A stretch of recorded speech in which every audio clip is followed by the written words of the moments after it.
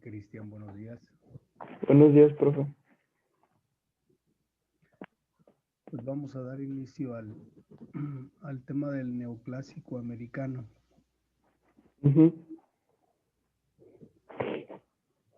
Revisando su tarea, veo que siempre ha hecho las tareas. ¿Pudiera compartirme un poquito de lo que usted ha investigado, por favor? Sí, profe. Voy.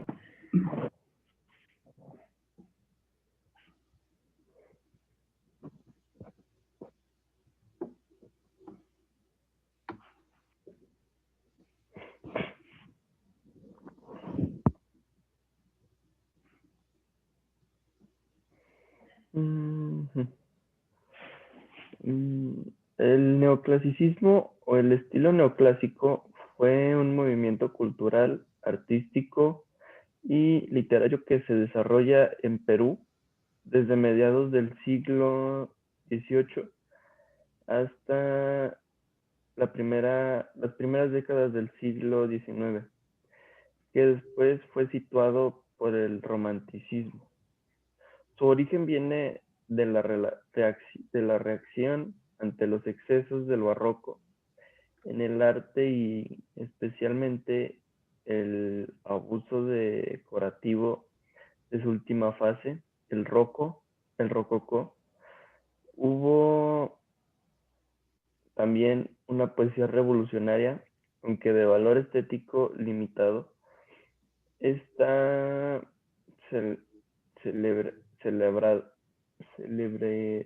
celebraba los triunfos de las armas americanas, enaltecía a los héroes de las guerras, promovía el entusiasmo nacional y atacaba a España, sus hombres y sus actos. Esta poesía se ha recogido en canciones y algunas de las composiciones son anónimas, mientras que otras aparecen firmadas. En la prosa, los fenómenos fueron los siguientes: el surgimiento del periodismo político, social y económico como medio de difusión de la nueva ideología y revolución, una preferencia por los ensayos, proclamas, historias y discursos, el nacimiento de la verdadera novela realista hispanoamericana en México, José Joaquín Fernández de Lizardi. Un ejemplo de este género son los himnos nacionales escritos en este estilo. Aunque el periodismo fue la actividad literaria más inmediata y directa, la prosa revolucionaria es riquísima en memorias, autobiografías, cartas, discursos, artículos, ensayos, panfletos, traducciones. En el teatro, sin embargo, no hubo grandes novedades. Se representaban las comedias y tragedias del repertorio clásico español. Hubo con todo intentos de teatro popular que pueden considerarse como los precursores de los teatros realistas locales. El monólogo o unipersonal tuvo bastante auge en esos momentos. Principalmente el neoclasicismo es la igualdad existente entre obras del siglo XIX y escrituras griegas, pero la adicción que se tenía por participar en estas obras era por admiración a este tipo de representaciones.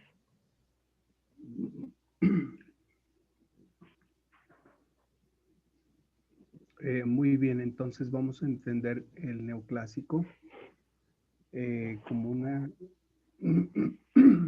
como un retomar el clásico, es decir, es el nuevo clásico. O sea, antes del barroco tenemos el clásico. Y el clásico es aquel que está arte que está relacionado con lo natural, con lo estético, con el trazo preciso, es decir, aquella imagen que se puede ver de manera clara eh,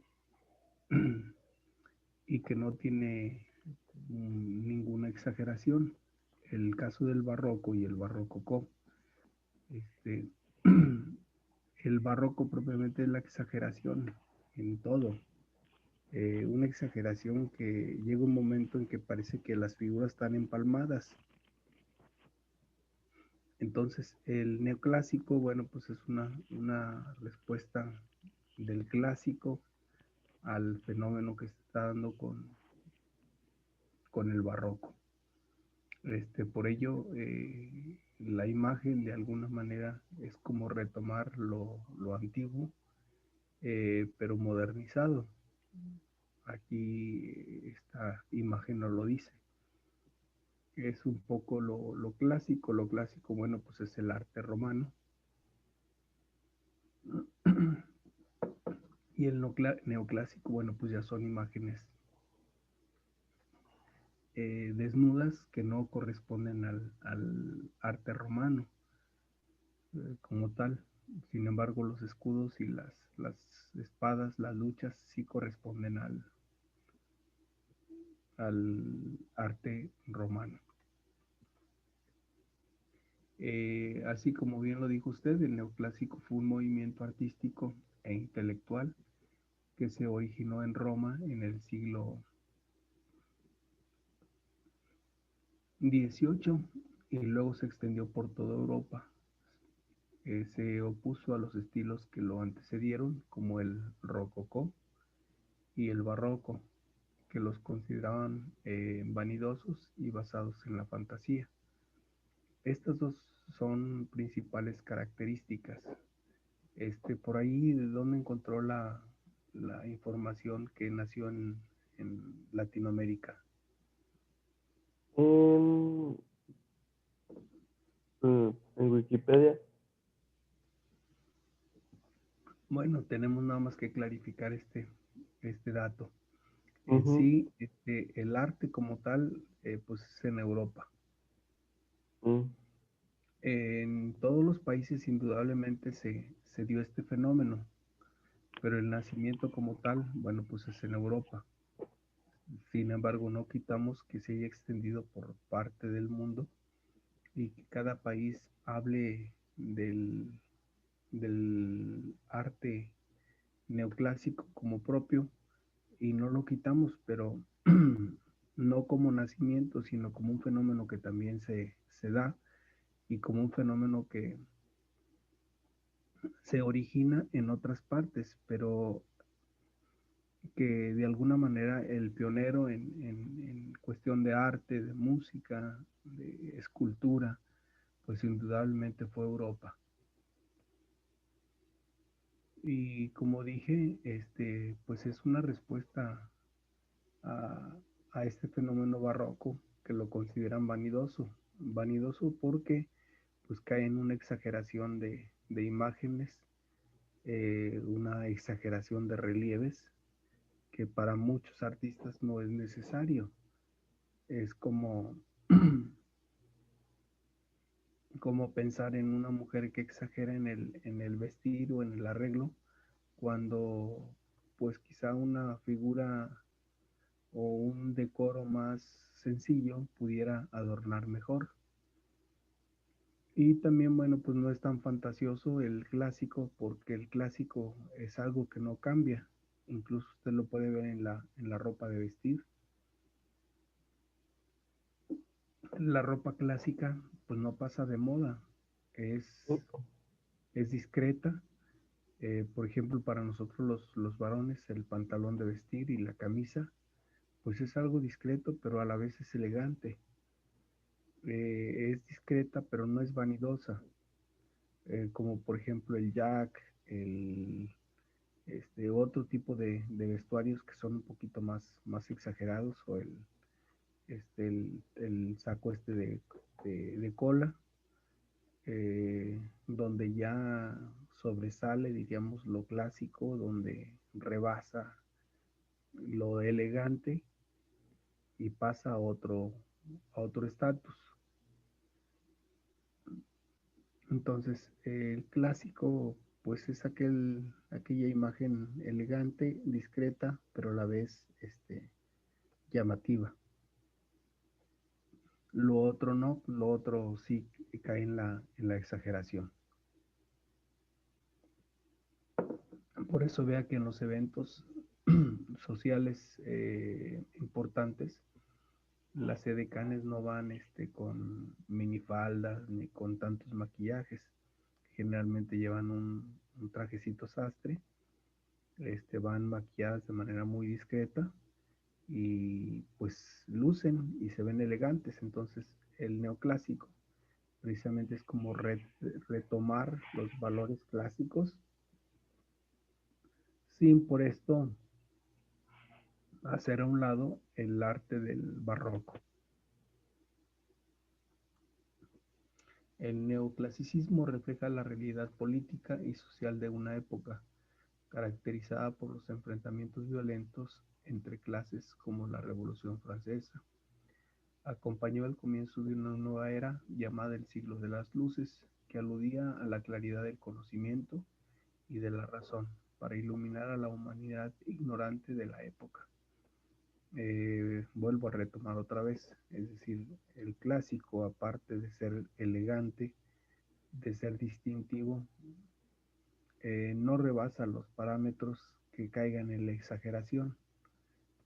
Por ello, el arte que se gesta en esta época pues va muy de la mano con la cuestión racional. Eh, por eso dice que va muy de la mano con el fenómeno del siglo de las luces. Y el siglo de las luces no hay que olvidar que se dio a través de la ilustración. Y la ilustración, bueno, pues fue ese boom, ese fenómeno que se desarrolló a través de los intelectuales, quienes por medio de la enciclopedia legaron pues el conocimiento hasta nuestros días. Hoy en día podría yo afirmar que tenemos una información más precisa y concisa en una enciclopedia que en Wikipedia o Google, por ejemplo, donde la información pues fluye al minuto, pero pues también es una información que a algunas ocasiones le falta más investigación, o que cualquier autor pues sube su información sin constatarla, sin hacerla veraz. Y la gente que consultamos las páginas de internet pues nos damos cuenta que en algunas ocasiones también se pueden equivocar. En cambio, una enciclopedia no, una enciclopedia pues ahí está, y esa enciclopedia pues no se renueva si no se actualiza o si no es actualizada por los autores. Es la grande diferencia. El periodo del neoclásico resultó la transición del antiguo régimen hacia el nuevo, basado en la difusión del conocimiento desde la ciencia y la razón. A comienzos del siglo XIX y ante la caída de Napoleón Bonaparte en 1815, el movimiento neoclásico dio lugar al romanticismo, que va a perdurar hasta el siglo XX y se basó en las emociones, la individualidad y la libertad, que esto, bueno, pues ya lo veremos posteriormente, lo que va a ser el romanticismo. Este romanticismo, bueno, pues va a ser característico del siglo XX y va a ser muy bien aprovechado por toda la mercadotecnia de esta época. Algunas características del neoclásico. El neoclasicismo planteó nuevos enfoques basados en la moral. La pregunta sería, ¿por qué la moral como tal? Bueno, porque de la moral propiamente se va a desprender lo que hoy en día llamamos valores, que en la época de los griegos más bien fue las virtudes, y no el valor, sino la virtud. Y la virtud, bueno, pues era el ejercicio de una buena obra, de un buen ejercicio, de un buen arte, hasta que éste cumpliera con ciertos, podríamos llamarle, estándares de calidad, si estamos hablando de objetos. Ujú. Y si estamos hablando de personas, estaríamos hablando de propiamente de la virtud, es decir, el ejercicio. Por ejemplo, un deportista, eh, el, el éxito de muchos deportistas no es tanto que ya naturalmente traigan eso. Es decir, naturalmente dicen, bueno, es que ya nació con eso. Bueno, una cosa es que nazca con ello y otra cosa es que lo desarrolle. Es un arte verlos jugar porque pues parece que hacen magia, pero esta magia no surge de algo meramente casual, sino es la práctica de todos los días, y nosotros sabemos por los periodistas que son deportistas que más allá del entrenamiento siguen practicando, siguen practicando, siguen practicando hasta que perfeccionan. Por ejemplo, estos jugadores actuales como Ronaldo, Messi, pues son futbolistas que más allá del tiempo que todos entrenan como tal, pues ellos todavía se quedan a practicar. El mismo Hugo Sánchez se sabía que se quedaba después del tiempo de entrenamiento a seguir practicando. El músico igual, es decir, no es casualidad que hagan esas jugadas de fantasía, nada más porque pues ya se les da, sino más bien es una práctica pues que tiene mucho tiempo y que lo están haciendo constantemente hasta perfeccionarla. Esto es lo que va a caracterizar propiamente al neoclásico. ¿Me ayuda a leer, por favor? Sí, profe. Las obras neoclásicas eran serias como con moderado énfasis en las emociones y creadas desde la simplicidad de la técnica, mediante representaciones precisas tanto del detalle de los rostros como de los escenarios y actitudes verosímiles. La obra expresaba situaciones de la sociedad de la época.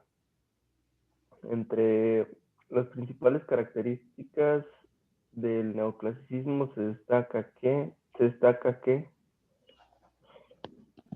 resultó el arte del siglo de las revoluciones y pretendía alcanzar el orden y la armonía desde la moral. Involucró a las artes decorativas y visuales, la literatura, el teatro, la música y la arquitectura. Rompió, el, rompió con el abarrotado estilo barroco en búsqueda de uno más racional y fiel a la realidad. Transformó a la sociedad a través del arte con nuevos enfoques ilustrados basados en la ciencia y el conocimiento. Es decir, no es nada improvisado, es algo que se prepara, es algo que se plantea de manera clara y es algo que no es nada ficticio, es algo real. El caso de la literatura, entre la literatura del neoclásico surge el ensayo, la enciclopedia y la fábula. El ensayo, bueno, pues es un recurso a través del cual se pueden fundamentar las cosas. La enciclopedia, pues ya comentamos que la enciclopedia es un conjunto de conocimientos fundamentados, bien analizados y bien sintetizados.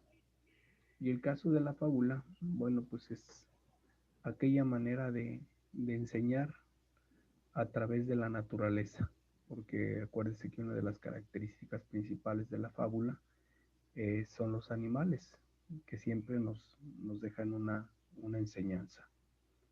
Es decir, recurren a lo natural, pero no a lo fantasioso. La literatura neoclasicista evidencia un profundo interés por difundir el conocimiento basado en la razón y en la ciencia. Perseguía fines didácticos, moralistas y rechazaba el exceso de la imaginación barroca.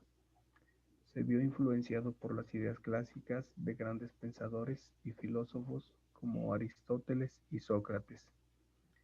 Entre las obras literarias neoclásicas surge el ensayo como un género para divulgar ideas basadas en la razón, la enciclopedia como un nuevo género para difundir el conocimiento humano en general y la fábula que tiene como fin dejar una enseñanza o moraleja. Entre los principales representantes de la literatura se destacaron Alexander Pope, Samuel Johnson, Jean de La Fontaine, Jean-Baptiste Poquelin, Pierre Corneille y Jean Racine. Tenemos aquí dos países propiamente que van a desarrollar este arte. Por su parte, Inglaterra, con la influencia de la ilustración y la enciclopedia, lo mismo que Francia.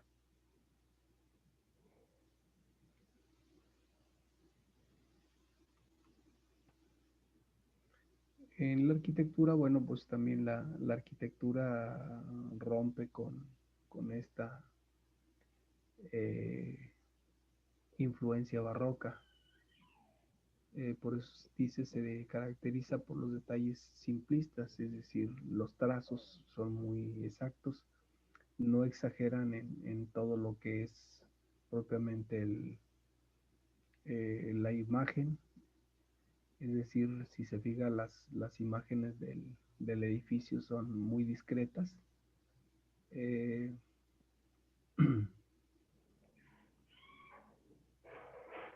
los trazos son muy precisos, entonces no hay una exageración en el campo de la arquitectura. Es elegante, pero es austero.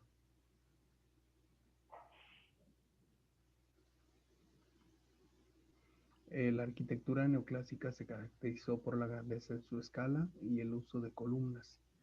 Sin embargo, predominó la simplicidad respecto a los antiguos estilos griegos o romanos, que cargaban con gran cantidad de elementos ornamentales con el fin de ostentar.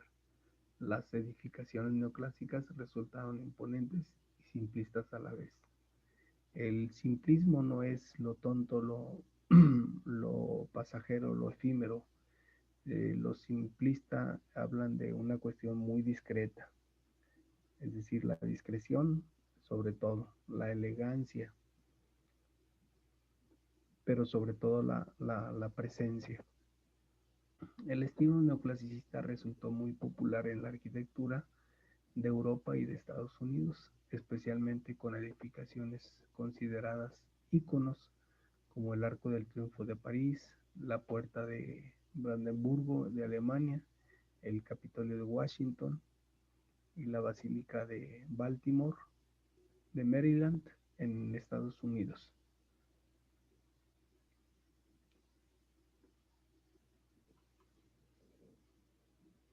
La pintura, las obras neoclasicistas presentaban líneas limpias y perfectas que evitaban evidenciar el trazo del pincel, Los escenarios y los personajes eran representados en situaciones realistas para transmitir ideas intelectuales y las situaciones coyunturales de la época.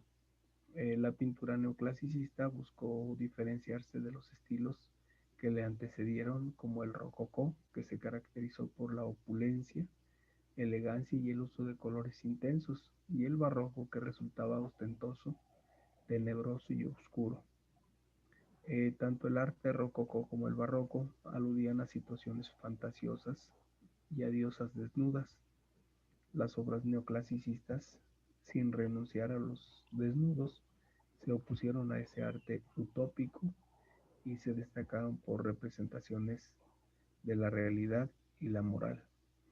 Estamos hablando que la utopía, bueno, pues es una tendencia constante a algo que posiblemente puede ser o que se puede lograr, pero pues que es algo que no se autodetermina. El neoclásico se basaba en una completa simetría y estática que intentaba llevar a la razón al arte y expresaba la lógica y el escepticismo de la época en las obras. Se utilizaba la luz clara y muy poco color. En este periodo los paisajes se pusieron de moda y las obras mostraban las ciudades y las costumbres de la época. Así, de esta manera, el arte neoclasicista se vio influenciado por la mitología griega y romana, con la que compartía ciertos valores. Los pensadores mitológicos resultaban ejemplos de las conductas morales a seguir, alejadas de la lujuria y la corrupción o el lujo. Es decir, aquellas imágenes grotescas de alguna manera fueron evitadas por parte del neoclásico. Entre los principales representantes de la pintura neoclásica se destacaron Antoine Juan Gros, Anne-Louis Girodel, Jacques-Louis David, Anton Rafael Mengs, Juan Antonio Rivera, Andrea Alpin, Angélica Kaufmann y Leo von Krenz.